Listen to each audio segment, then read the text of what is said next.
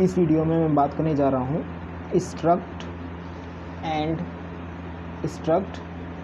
And ends directive. इन दोनों directive के बारे में मैं बात करूँगा इस वीडियो में। तो चलिए शुरू करते हैं। स्ट्रक्ट और एंड डायरेक्टिव्स। स्ट्रक्ट और एंड डायरेक्टिव यह डिफाइन करता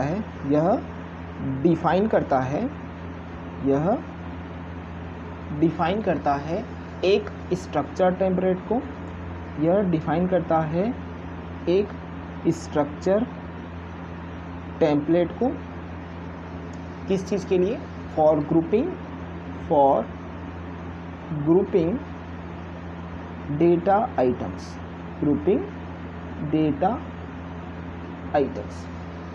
स्ट्रक्ट और एंड्स डायरेक्टिव डिफाइन करता है एक स्ट्रक्चर टेम्पलेट डेटा आइटम्स के ग्रुपिंग के लिए। आइए एक बार स्ट्रक्ट डायरेक्टिव और एंड्स डायरेक्टिव को एक एक करके समझते हैं। तो यहाँ पर सबसे पहले हम समझ रहे हैं स्ट्रक्ट डायरेक्टिव।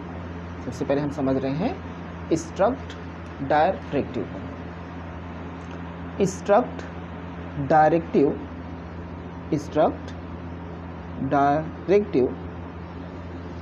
असेंबलर को यह बताता है।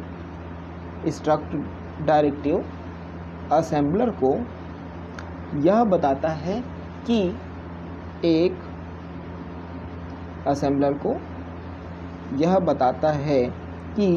एक user defined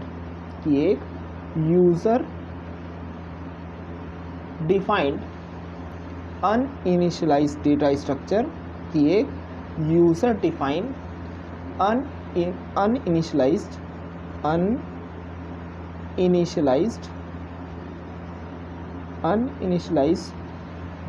structure data structure follow होगा। अब इस अनइनिशियलाइज्ड डेटा स्ट्रक्चर में इस अनइनिशियलाइज्ड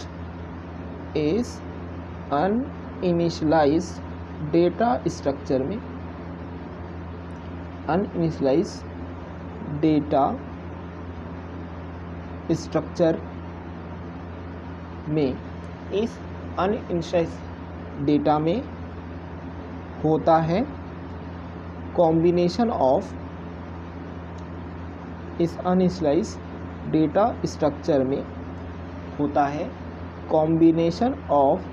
थ्री सपोर्टेड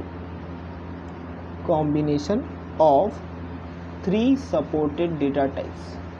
थ्री सपोर्टेड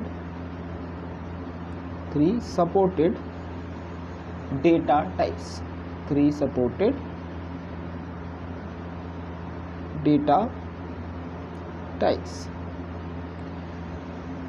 यानी कि DB, DW और DD, इन तीनों का क्या होता है? कॉम्बिनेशन होता है। यदि हम लेबल्स लेते हैं तो ये लेबल सर्व करता है एज अ जीरो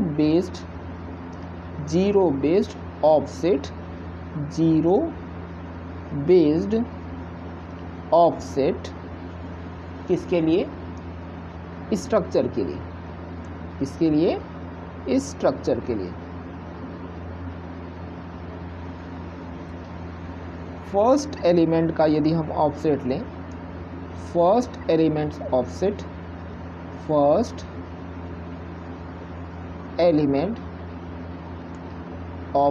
यदि हम लें फर्स्ट एलिमेंट का ऑफसेट किसी भी स्ट्रक्चर के लिए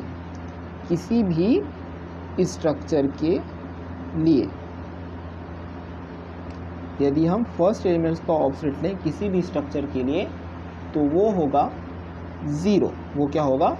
0। यदि हम एक स्ट्रक्चर एलिमेंट का रेफरेंस दें, यदि हम एक स्ट्रक्चर एलिमेंट का, यदि हम एक स्ट्रक्चर एलिमेंट का क्या दें, रेफरेंस दें, रेफरेंस, यदि हम एक स्ट्रक्चर एलिमेंट का रेफरेंस दें तो वो किसके रेफरेंस से मिलेगा, रेफरेंस्ड विद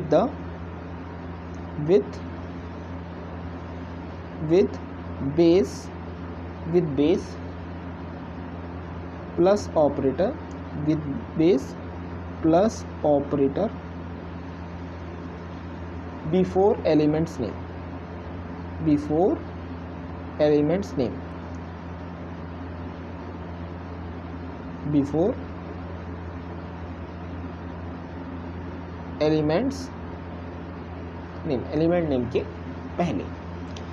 जो भी एक स्ट्रक्चर होता है वो एंड होता है, स्ट्रक्चर जो होता है वो एंड होता है, एंड्स होता है by the ends directive. Structure जो एंड होता है वो एंड होता है by using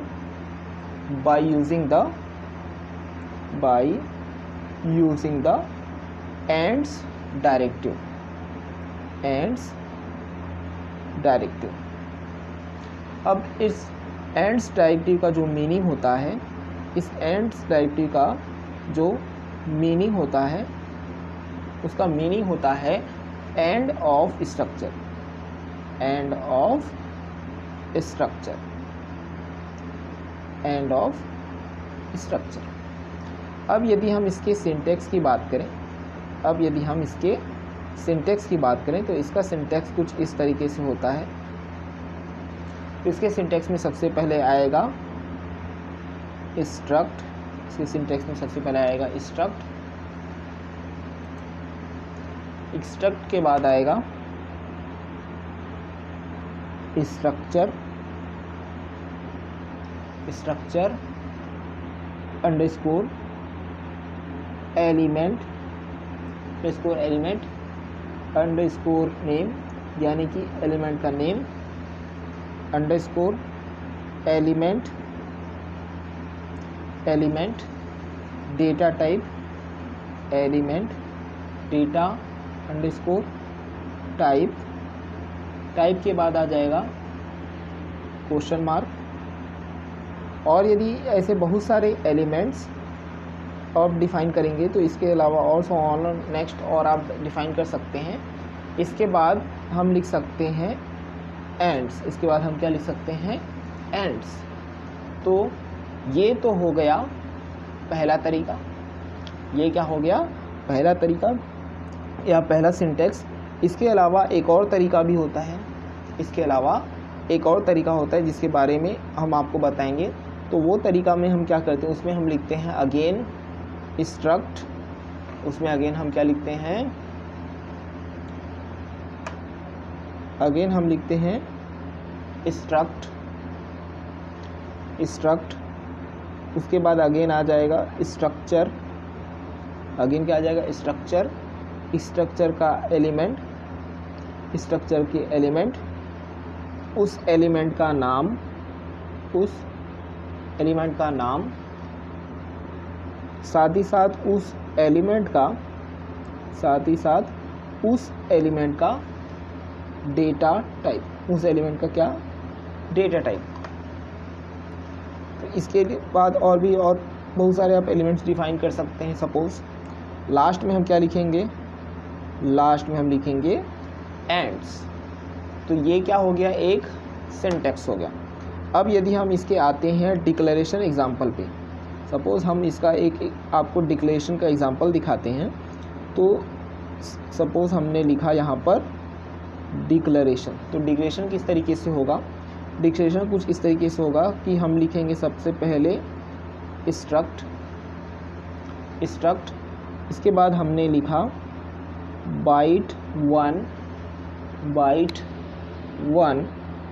DB, byte 1 DB question mark, byte 2 DB, byte two DB question mark. यहाँ पर बाइट 1 का मीनिंग है, यहाँ पर जो बाइट 1 का मीनिंग है, बाइट 1 का मीनिंग होता है स्ट्रक्चर एलिमेंट नेम, और एलिमेंट का जो डेटा टाइप लिया गया है वो लिया गया है DB।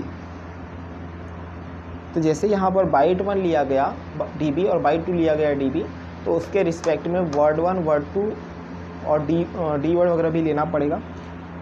जैसे कि हमने यहाँ पर लिया, सपोज़ यहाँ पर लिया word 1 DW, word 1 DW, word 2 DW, word 2 DW।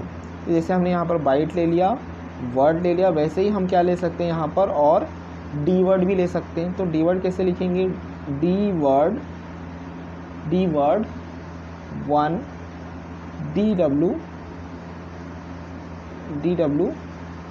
D word 2 DW, इस तरीके से। इसके बाद लास्ट में हम क्या लिख सकते हैं, लास्ट में हम लिख सकते हैं एंड्स, लास्ट में हम क्या लिख सकते हैं, एंड्स, ऐसा हम लिख सकते हैं। तो ये था आपका डिक्लेरेशन का एग्जाम्पल। आगे हम आपको एक स्ट्रक्ट के यूज़ के बारे में भी बताते हैं, यूज़ ऑफ स्ट्रक्ट बता रहे हैं। तो यूज़ ऑफ स्ट्रक्ट में यह आता है कि जो भी स्ट्रक्ट डायरेक्टिव होता है, यूज़ ऑफ स्ट्रक्ट में यह होता है कि जो भी स्ट्रक्ट नाम का डायरेक्टिव होता है, स्ट्रक्ट नाम का जो डायरेक्टिव होता है वो हमें इनेबल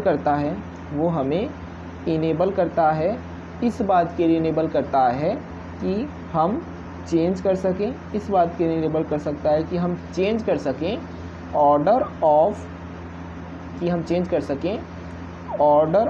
आइटम्स, कि हम चेंज कर सकें ऑर्डर ऑफ आइटम्स, किसमें, एक स्ट्रक्चर में, order of items in structure, order of items in structure पे जब हम रिफॉर्म करते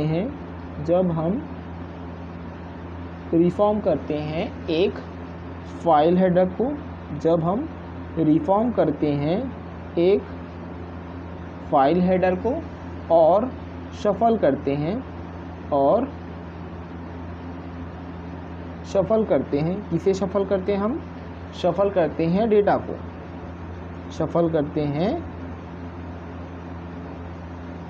को, इसके बाद शफल किया जाता है डेटा आइटम्स को, शफल किया जाता है डेटा आइटम्स को, शफल किया जाता है डेटा आइटम्स को फाइल हेडर में, शफल किया जाता है डेटा आइटम्स को फाइल हेडर में, और रीफॉर्मेट किया जाता है, शफल किया जाता है डेटा आइटम्स को फाइल हेडर में और रीफॉर्मेट किया जाता है, सीक्वेंस ऑफ डेटा डिक्लेरेशन को रीफॉर्मेट किया जाता है, सीक्वेंस ऑफ डेटा डिक्लेरेशन को रीफॉर्मेट किया जाता है, सीक्वेंस ऑफ डेटा डिक्लेरेशन को रीफॉर्मेट किया जाता है, सीक्वेंस ऑफ डेटा डिक्लेरेशन को स्ट्रक्ट में, इन डेटा डिक्लेरेशन को इन द स्ट्रक्ट, और इसके बाद ऑफ यू गो होता है। कोई भी चेंज नहीं होता है कोड में जब हम लिखते हैं इस प्रोसेस को फाइल हेडर में, कोई भी चेंज करना नेसेसरी नहीं होता है जब तक कि आप इंसर्ट ना करें एक एक्स्ट्रा डेटा एलिमेंट को। तो इस वीडियो में बस इतना ही। इस वीडियो को लाइक करें, शेयर करें और हमारे चैनल को ज़रूर सब्सक्राइब करें। Thank you.